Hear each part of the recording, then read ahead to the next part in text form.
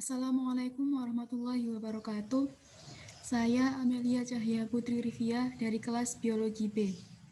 Pada kesempatan kali ini, saya akan mempresentasikan materi sejarah peradaban Islam dengan topik perjalanan dakwah Rasulullah SAW di Mekah dan sistem sosial di Mekah.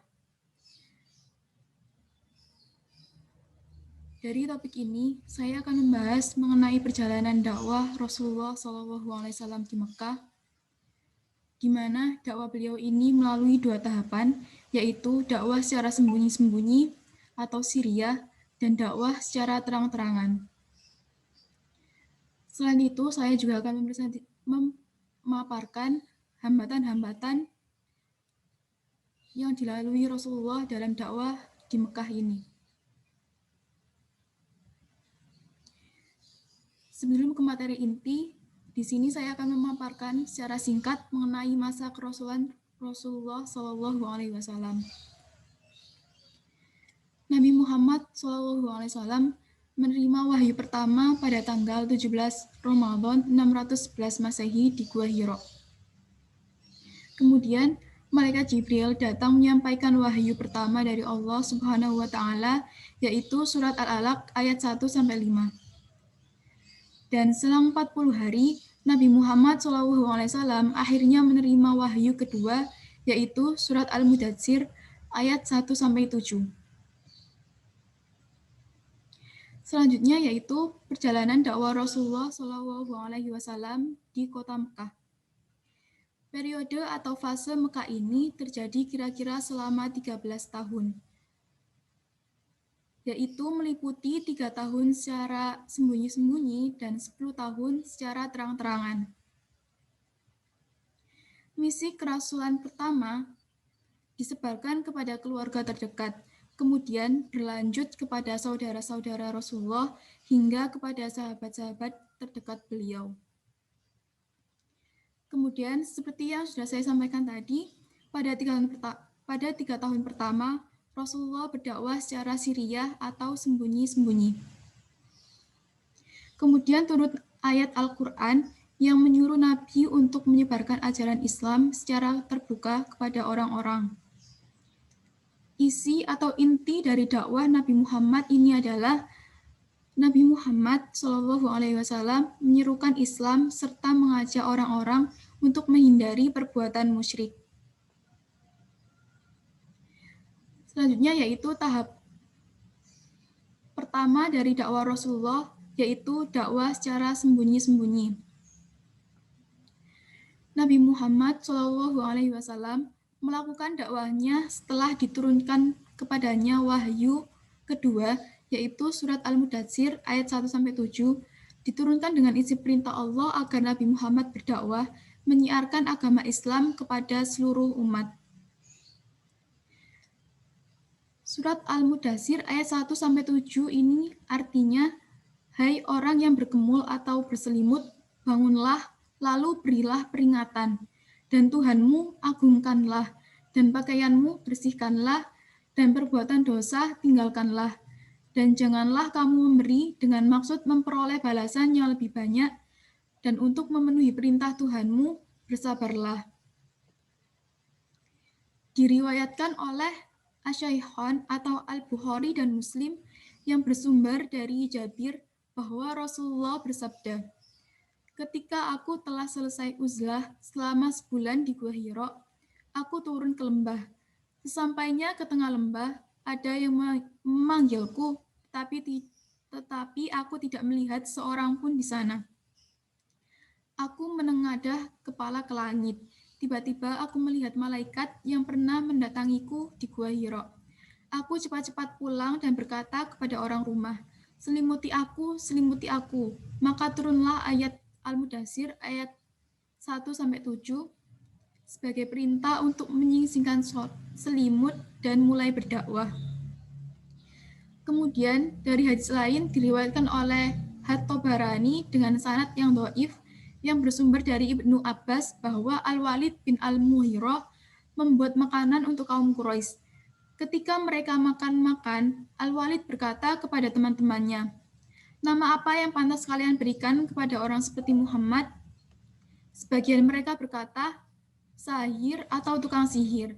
Yang lainnya berkata, dia bukan tukang sihir. Sebagian mereka berkata, kahin atau tukang tenung. Yang lainnya berkata, dia bukan tukang tenung. Sebagian mereka berkata, syair atau tukang syair. Yang lainnya berkata, dia bukan tukang syair. Yang lainnya lagi berkata, dia mempunyai sihir yang membekas kepada orang lain. Semua pembicaraan itu sampai kepada Nabi Muhammad, sehingga beliau pun merasa sedih. Beliau mengingat kepala serta berselimut. Maka Allah menurunkan ayat Al-Mudaththir 1-7. Pada awalnya, Rasulullah SAW menyerukan kepada keluarga dan rekan-rekan terdekat, sebagaimana yang diperintah Allah Subhanahu wa Ta'ala dalam surat Asy-Syu'ara ayat 214-215, yang artinya, dan berilah peringatan kepada kerabat-kerabatmu yang terdekat, dan rendahkanlah dirimu terhadap orang-orang yang mengikutimu, yaitu orang-orang yang beriman. Diriwayatkan oleh Ibnu Jarir yang bersumber dari Ibnu Juraij bahwa ketika turun ayat 214 Asy-Syu'ara, Rasulullah memulai dakwahnya kepada keluarga serumahnya, kemudian kepada keluarga terdekat. Hal ini menyinggung perasaan kaum muslimin karena merasa terabaikan, sehingga Allah menurunkan ayat selanjutnya yaitu Asy-Syu'ara ayat 215 sebagai perintah agar kaum mukminin lainnya diperhatikan juga. Kemudian orang-orang yang pertama masuk Islam atau as-sabiqunal awalun yaitu Khadijah binti Khuwailid selaku istri dari Nabi Muhammad SAW, Ali bin Abi Thalib dari golongan pemuda sekaligus anak dari paman Nabi Muhammad yang sudah beliau asuh dari kecil, Abu Bakar As-Siddiq yaitu kerabat karib beliau, kemudian Zaid bin Harisah yaitu seorang budak beliau yang kemudian dimerdekakan. Setelah Abu Bakar masuk Islam, banyak orang-orang yang mengikuti untuk masuk agama Islam. Orang-orang ini terkenal dengan julukan As-Sabiqunal Awwalun. Orang yang terdahulu masuk Islam, seperti Utsman bin Affan, Zubair bin Awam, Thalhah binti Ubaidillah, Abdurrahman bin Auf, Sa'ad bin Abi Waqqas. Mereka ini adalah teman Abu Bakar yang berhasil diislamkan oleh Abu Bakar sendiri. Selain orang-orang yang sudah saya sebutkan di atas, masih ada beberapa orang lain yang merupakan orang-orang yang pertama masuk Islam. Menurut Ibnu Hisham, jumlah as-sabiqunal awalun itu mencapai 40 orang lebih. Selanjutnya yaitu dakwah secara terang-terangan. Dakwah secara terang-terangan dimulai sejak turunnya ayat Al-Quran surat Al-Hijr ayat 94, yang artinya, maka sampaikanlah olehmu secara terang-terangan segala apa yang diperintahkan kepadamu dan berpalinglah dari orang-orang yang musyrik. Kemudian, setelah turun surat ini, Rasulullah mulai menyampaikan dakwahnya kepada seluruh lapisan masyarakat kota Mekah, dari golongan bangsawan sampai golongan budak, serta pendatang baru kota Mekah.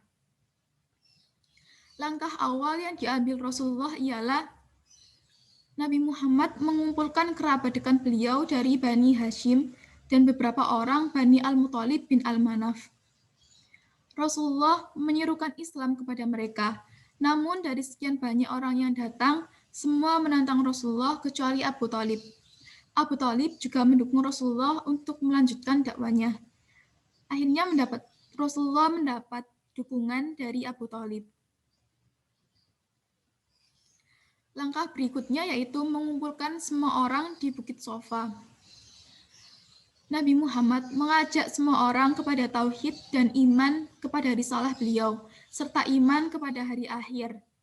Namun Abu Lahab menghina Rasulullah dengan keras. Sehubung dengan hinaan Abu Lahab ini, turunlah surat Al-Lahab. Sebagai reaksi dari dakwah yang Rasulullah sampaikan, orang-orang Quraisy bangkit untuk menghadang Rasulullah saat berdakwah. Mereka khawatir revolusi yang datang akan merusak tradisi warisan nenek moyang mereka. Mereka mendatangi paman Rasulullah, yaitu Abi Thalib, Mereka meminta Abu Thalib untuk menghentikan Rasulullah SAW.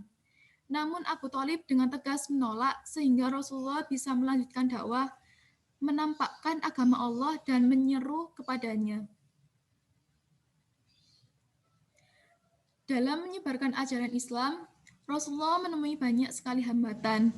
Hambatan-hambatan ini berusaha dilayangkan oleh kaum kafir Quraisy untuk menghentikan dakwah yang disebarkan Rasulullah. Beberapa hambatan di antaranya adalah dengan ejekan dan hinaan, olok-olokan, dan penertawaan.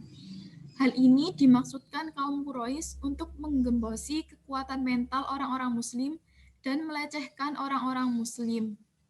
Kemudian mereka juga mengejek-ejek ajaran Rasulullah.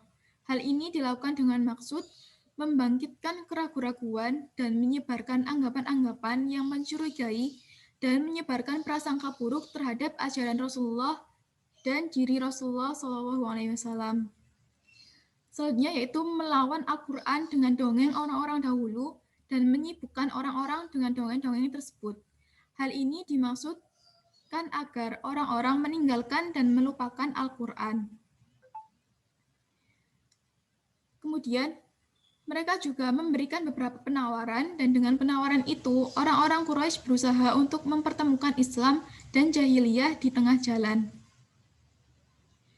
Selain itu, beberapa macam tekanan dan penyiksaan dilayangkan kaum kafir Quraisy terhadap pengikut-pengikut Rasulullah, seperti yang dilalui oleh Bilal bin Rabah. Bilal bin Rabah merupakan orang yang ditangkap, disiksa, dan diperlakukan dengan kejam oleh kaum kafir Quraisy. Mereka menjemur Bilal bin Rabah di bawah panas matahari langsung. Dadanya ditindihi dengan batu besar serta dicambuk. Meskipun disiksa dengan kejam, namun Bilal bin Rabah tetap tidak mau berpaling atau keluar dari Islam. Selain itu, ada juga Utsman bin Mazan yang kepalanya dipukul hingga matanya rusak sebelah. Meskipun terus-terusan ditekan, kaum muslimin tetap berpegang teguh pada ajaran Rasulullah SAW. Selanjutnya yaitu pemboikotan secara menyeluruh kepada pengikut Nabi Muhammad, dilayangkan oleh kaum Quraisy. Menurut Ahmad Syalabi, ada 5 faktor yang mendorong orang-orang Quraisy menentang seruan Islam, yaitu mereka tidak dapat membedakan antara kenabian dengan kekuasaan. Nabi Muhammad menyerukan kepada hak bangsawan dengan hamba sahaya. Para Quraisy tidak dapat menerima ajaran tentang kebangkitan kembali dan pembalasan di hari akhirat. Kemudian taklid kepada nenek moyang adalah kebiasaan yang turun-temurun bagi bangsa Arab. Selanjutnya, yaitu pemahat dan penjual patung memandang Islam sebagai penghalang rezeki. Semakin hari, penyiksaan dan tekanan yang dilakukan kaum Quraisy semakin menjadi-jadi. Untuk itu, Rasulullah SAW memerintahkan kaumnya untuk hijrah dan mendakwahkan Islam keluar Mekah. Terima kasih. Sekian yang dapat saya sampaikan. Kurang lebihnya saya mohon maaf. Wassalamualaikum warahmatullahi wabarakatuh.